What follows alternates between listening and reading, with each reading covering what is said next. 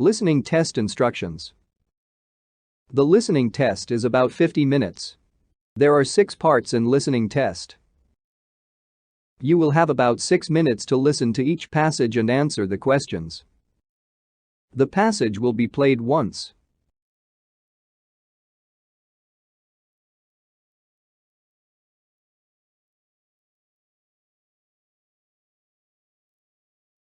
Hey, you look concerned. What's on your mind? The final exam. I'm not fully prepared yet. Well, don't worry too much. You still have 3 days. Yeah, but 3 days will fly past in a wink. Well, you still have time to cram things in your brain anyway. Question 1. Why is the man looked worried?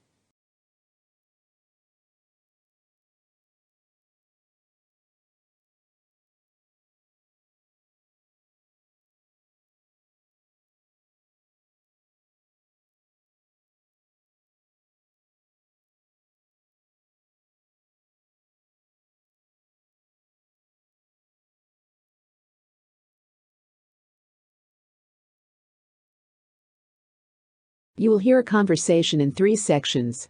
You will hear each section only once. After each section, you will hear 2 or 3 questions. You will hear the questions only once. Choose the best answer to each question.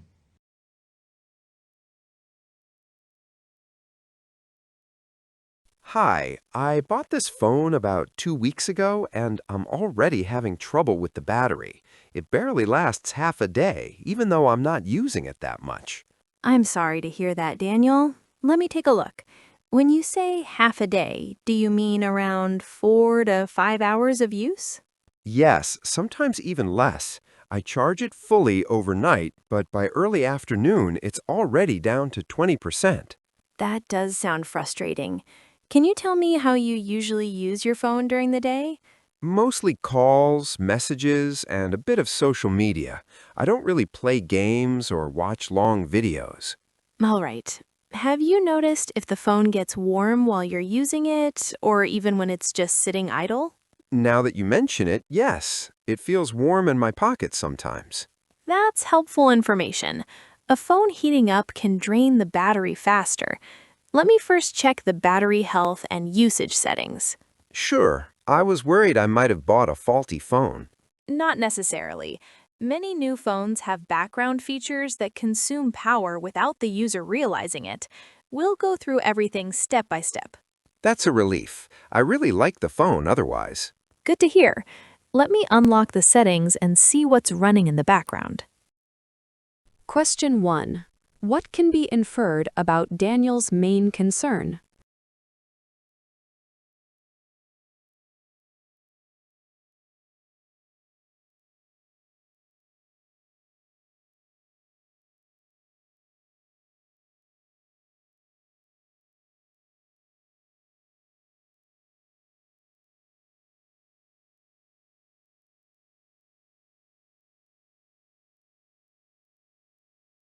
Question 2. Why does Sophie ask about heat even when the phone is idle?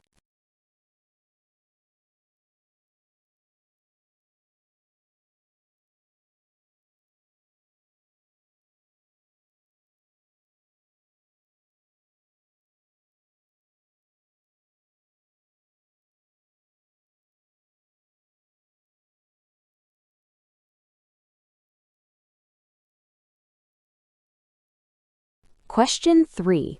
What assumption did Daniel initially make about the phone?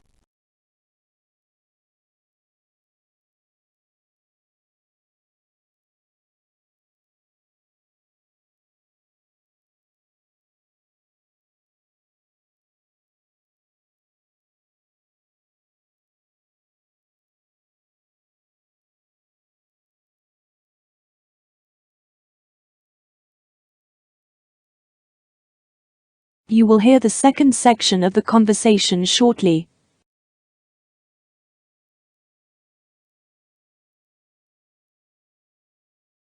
Okay, Daniel, I can see here that several apps are running constantly in the background, especially location services and email syncing. I didn't even know those were on all the time. Most people don't. For example, your location is set to always on, which can drain the battery quite quickly. So if I turn that off, will it help? Yes, definitely. You can change it to only while using the app. That alone can improve battery life noticeably. That sounds easy enough. Is there anything else causing the problem? Your screen brightness is also set very high. The display is one of the biggest battery consumers. I keep it bright because I use it outdoors a lot.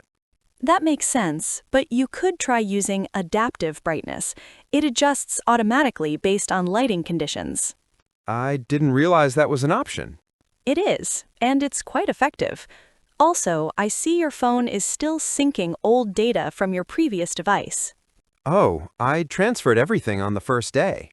Sometimes that process continues for several days, especially with photos and cloud backups. It should stop soon, but it can temporarily affect battery performance. So the battery might improve on its own. Yes, in many cases it does. However, we can optimize these settings now to speed things up. I'd appreciate that. I was really worried I'd need a replacement. Question 4. What can be inferred about Daniel's awareness of his phone settings?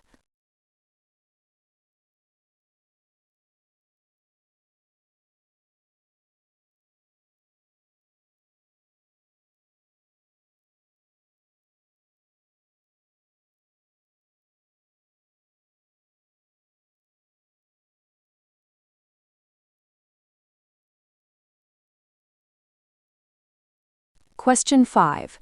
Why does Sophie not criticize Daniel's bright screen choice directly?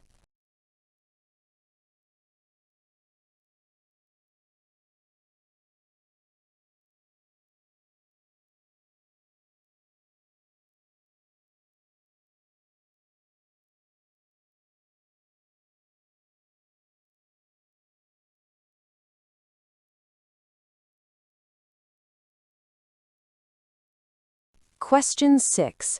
What can be inferred about the data transfer process?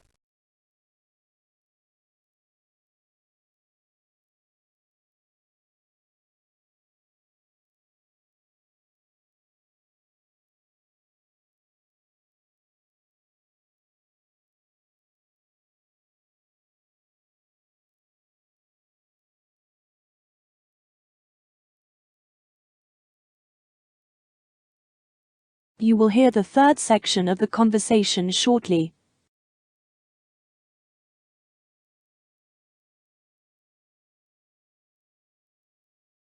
I've adjusted the main settings and closed unnecessary background apps. Let's also check for a software update. Could outdated software affect the battery too? Absolutely. Updates often include battery optimization fixes. Good news, there is an update available. Should I install it now? Yes, it will only take a few minutes. After that, I recommend restarting the phone once a week to keep it running smoothly. I usually never restart my phone. Many people don't, but it helps clear temporary processes that drain power over time. That's good to know. Is there anything else I should avoid doing? Try not to let the battery drop to zero too often, and avoid charging it overnight every day. Short, regular charges are better. I had no idea I was charging it the wrong way. You're not alone. Based on what I see, there's no defect in your battery. That's a relief. So I don't need a replacement? Not at this stage. I suggest you try these changes for a few days. If the battery still drains unusually fast, come back and we'll run a deeper diagnostic. That sounds fair. Thank you for explaining everything so clearly. You're welcome, Daniel. I'm confident you'll notice an improvement very soon. I hope so. Thanks again for your help. Question 7. Why does Sophie recommend restarting the phone weekly?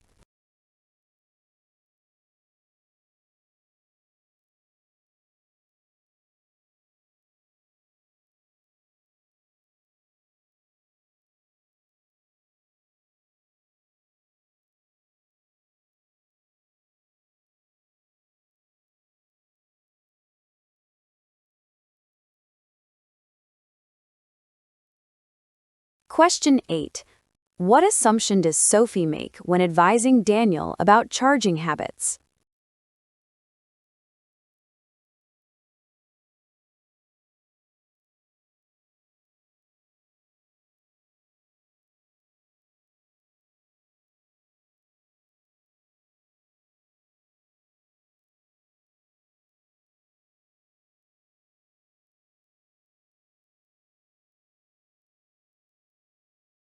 You will hear a conversation followed by 5 questions. Listen to each question. You will hear the question only once. Choose the best answer to each question.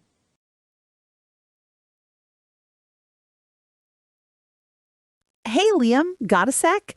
I want to talk about chores for the weekend. Yeah, sure, Mom. What's up? Okay, so we've got the living room to clean, kitchen to mop, trash to take out, and the garden could use some attention. That's a lot for one person. Yeah, that's a lot. I mean, I can help, but how do you want to split it? Well, I thought maybe you could handle the living room. You're good at tidying up books and stuff, right? Yeah, okay, I can do that. But the kitchen, mopping is so annoying. I know. That's why I thought I'd take it. How about this? You do the living room, I do the kitchen, and we split the garden and trash. Split the garden? Really? I thought that was all yours. I mean, it's kind of not my thing. Just a little bit. You could pull the weeds near the porch, and I'll do the rest. It's quick, I promise. All right, fine.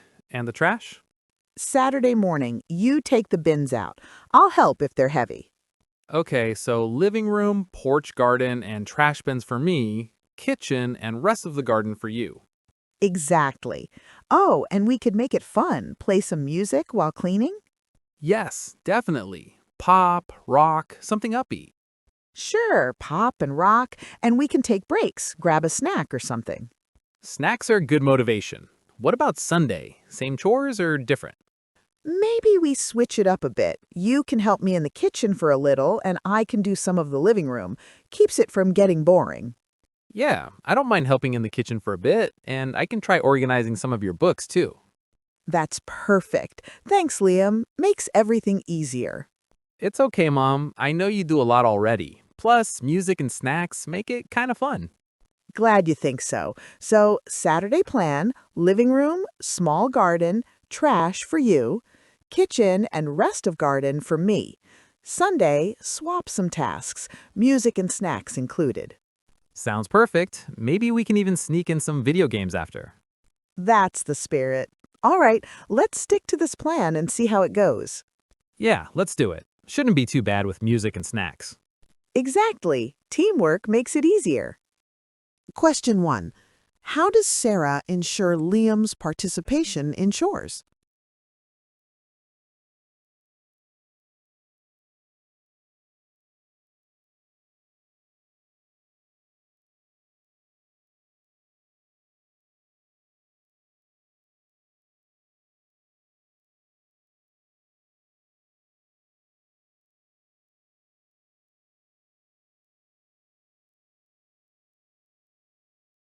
Question 2. What does the discussion about the garden reveal about Liam?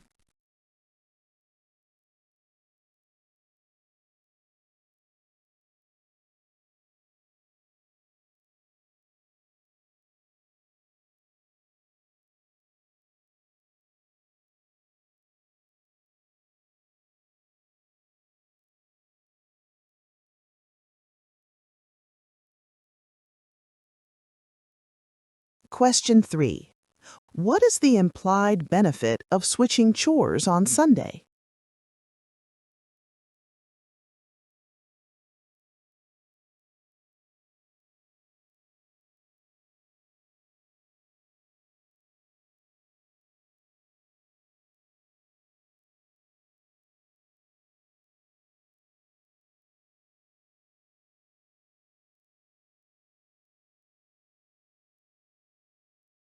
Question 4. What does Liam's response to splitting the garden suggest about his personality?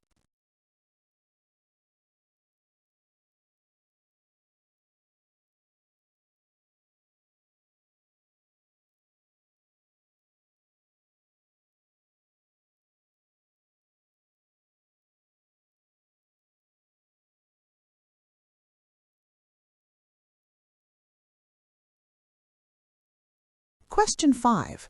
What can be inferred about Liam's attitude toward household work?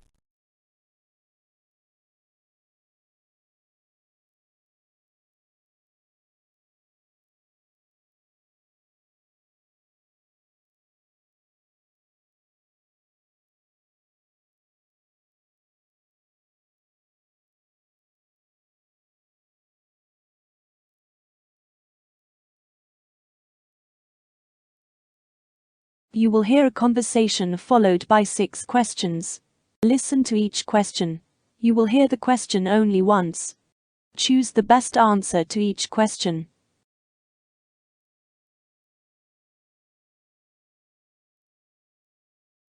Good morning, ma'am. Welcome to Greenfield Bank. My name is Michael Anderson, and I'm a customer service advisor here.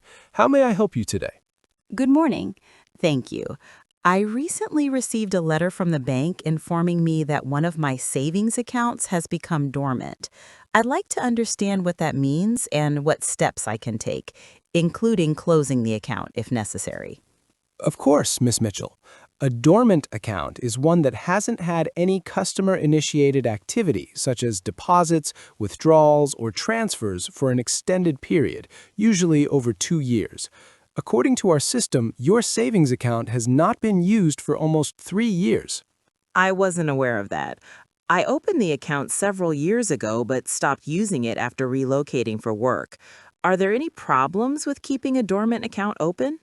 There are no immediate penalties, but once an account becomes dormant, certain services are restricted for security reasons.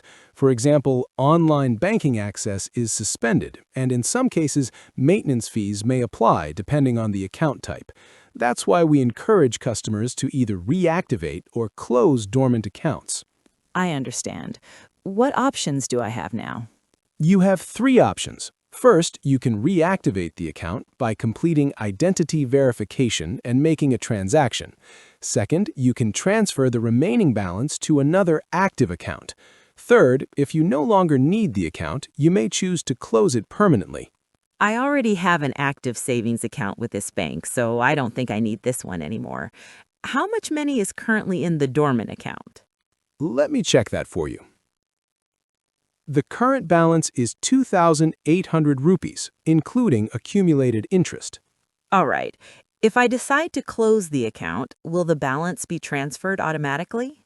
Yes, once the closure request is approved, the remaining balance can be transferred to your active account or issued as a check, depending on your preference.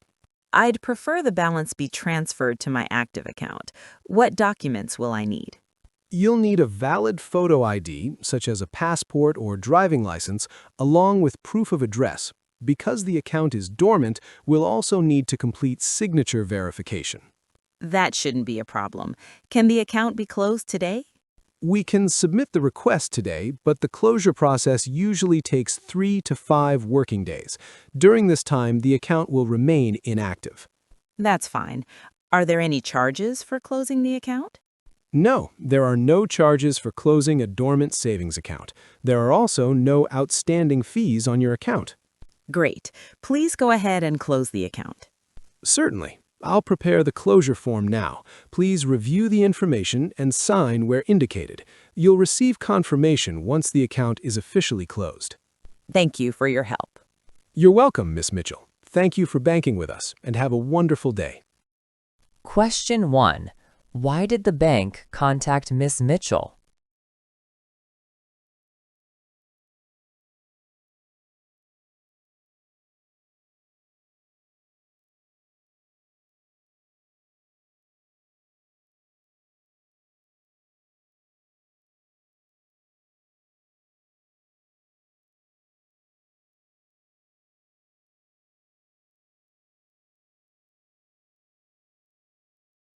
Question 2.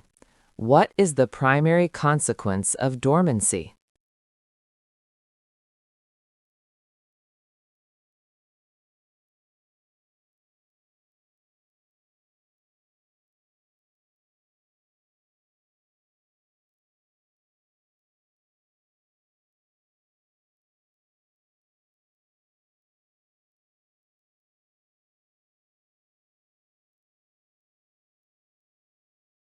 Question 3. Why is signature verification required?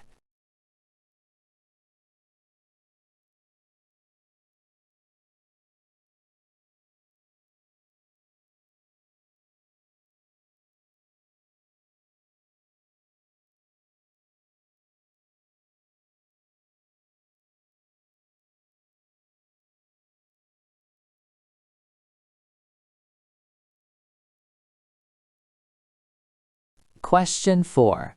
How long does account closure take?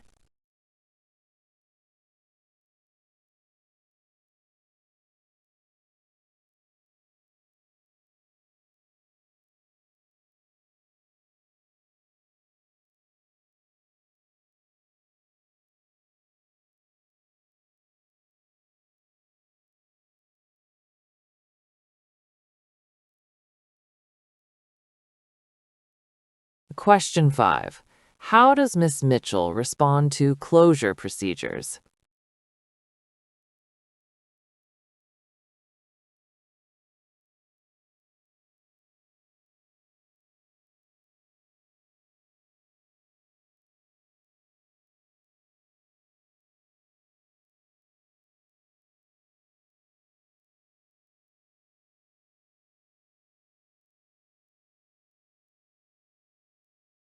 Question 6. Which option is not offered for dormant accounts?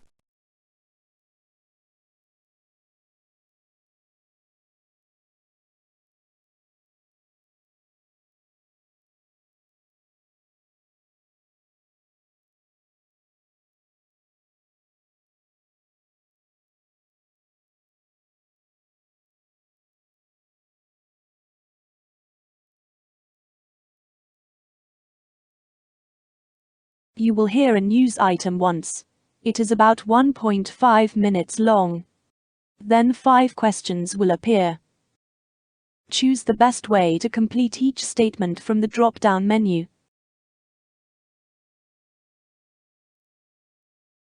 In recent months, several major cities have reported a significant rise in theft and petty crime in popular shopping districts. Local authorities and law enforcement agencies are expressing growing concern as more cases of shoplifting, pickpocketing, and purse snatching are being reported across both large shopping malls and high street retail areas. The surge in these incidents appears to be affecting not only large department stores, but also small independent shops, causing distress among business owners and shoppers alike. According to the police, the increase in thefts has been most noticeable during weekends and holiday seasons when shopping districts are crowded. Officers have pointed out that thieves often take advantage of busy shopping periods when crowds make it easier to steal items without being noticed. Security experts have also highlighted that many of these thefts are carried out by organized groups who use coordinated tactics to distract staff and bypass surveillance systems. Business owners have reported experiencing a range of challenges due to this rise in criminal activity.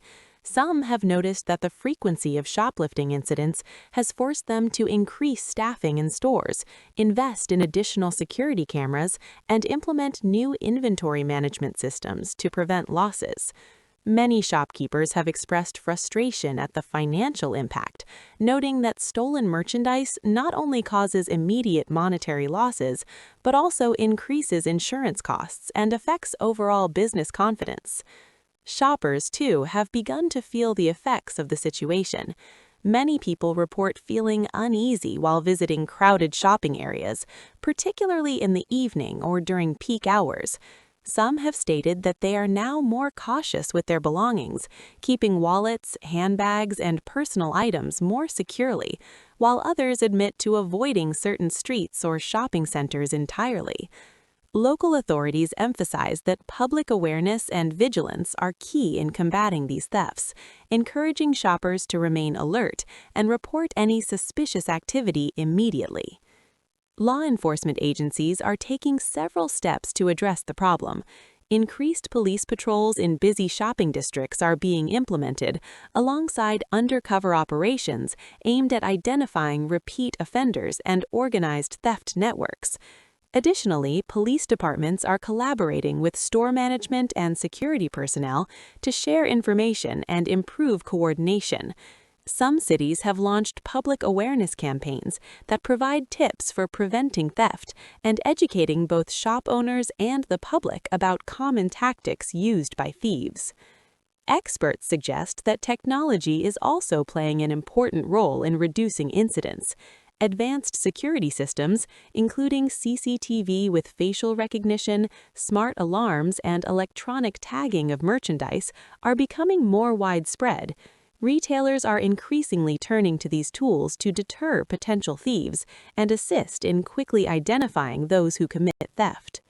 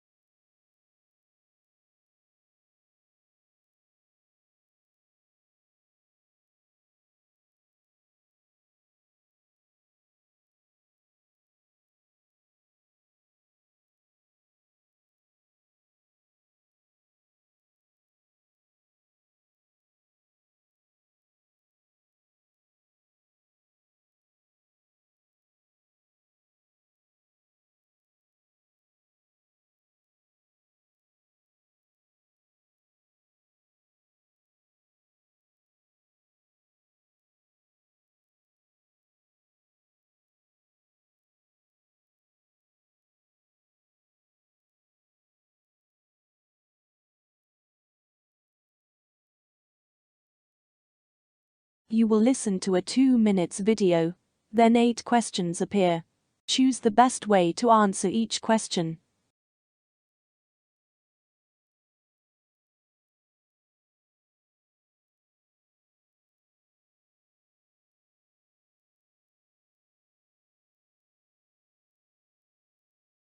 Hey, morning, Sarah, Jenny. Another day, another rush drop-off. Oh, absolutely. You'd think we'd have a routine by now, but my son took 20 minutes just to pick socks today. That's nothing. My daughter insisted on watching one more episode of that animated science show. I gave in, and now we were 5 minutes late. Speaking of which, how are you two managing screen time at home? I feel like the tablet is glued to my son's hands. It's such a struggle. I tried limiting it to weekends, but that backfired. He ends up binging on Saturday and Sunday, then grumpy all week. Oh, we've gone the other route, strict 1 hour per day rule. but enforcing it.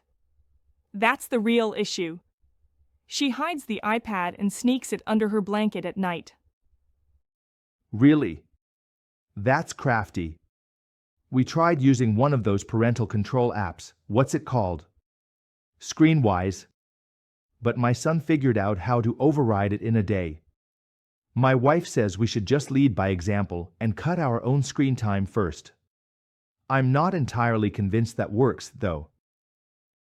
I mean, it sounds ideal, but I work from home on my laptop.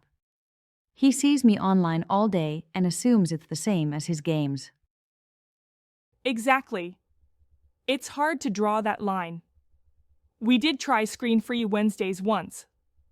It sort of worked until my husband forgot and put on the news during dinner. That opened the floodgates. That sounds familiar. I keep hearing about families doing tech-free zones in the house, like no devices in bedrooms or at the table. We tried the dining room rule. It worked for a while, but then school started giving online homework, and that totally blurred the line again. You know what's ironic? My daughter watches YouTube videos about kids playing outside, then refuses to go play outside herself. That's modern parenting for you. Maybe we should all just switch back to flip phones and VHS tapes. Tempting. Or maybe we just accept that screens are part of life now and teach them moderation instead of restriction. Easier said than done. But I guess it's about balance if we ever find what that means.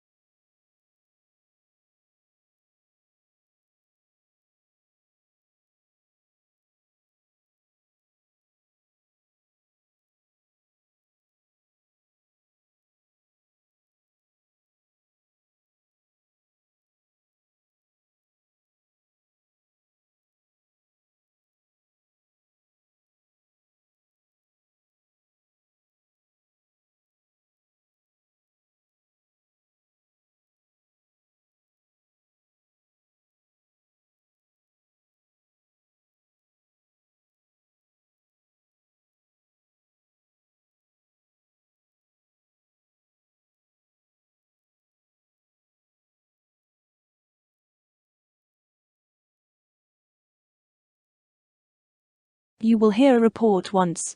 It is about 3 minutes long. Then 6 questions will appear. Choose the best way to answer each question from the drop-down menu.